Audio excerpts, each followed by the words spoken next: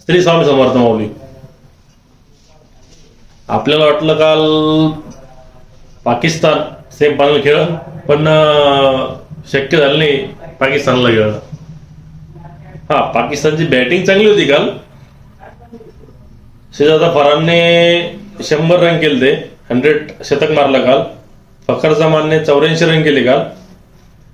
यांनी दोघांची पार्टनरशिप चांगली होती काल पाकिस्तानची. पण कालचे विकेट लवकर पडले पाकिस्तानचे काल. तरी पण 200 रन जास्त होते, खूप रन होते. त्यांनी काल इझिली 123 रनामध्ये श्रीलंकाला ऑलआउट केलं पाहिजे होतं. पण मॅच खूप लांबली. नंतर श्रीलंका खेळायला आली. निशंकाने 3 रन केले, ते विकेटचा विकेट पडला. श्रीलंकाने 25 रन केले, रत्नागिरीने 58 रन केले, मेंडिसने 3 रन केले.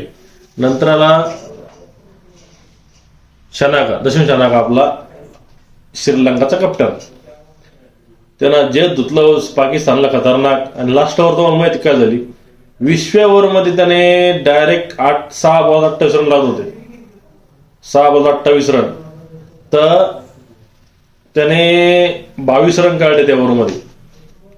4 6 6 6. मग 4था बॉल डॉट गेला, 5वा बॉल डॉट गेला, आणि 6वा बॉल व्हाईट होता मला वाटतं तो.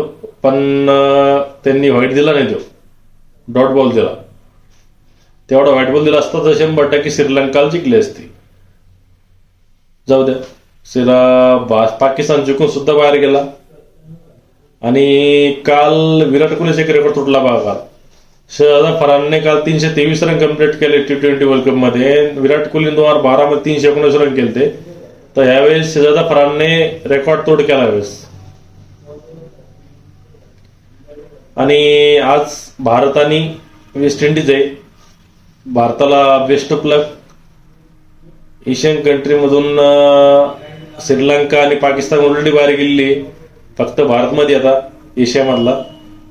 भारतानं आता आजची मॅच जिंकायला पाहिजे. दुपारची जी मॅच आहे दक्षिण आफ्रिका आहे, त्यांना बेस्ट ऑफ लक. आज संध्याकाळीची मॅच महत्वाची आहे, दुपारची सुद्धा मॅच महत्वाची आहे. जर दक्षिण आफ्रिका जिंकली आज तर भारताला फायदा आहे. भारत फायनल जाणार आहे आज.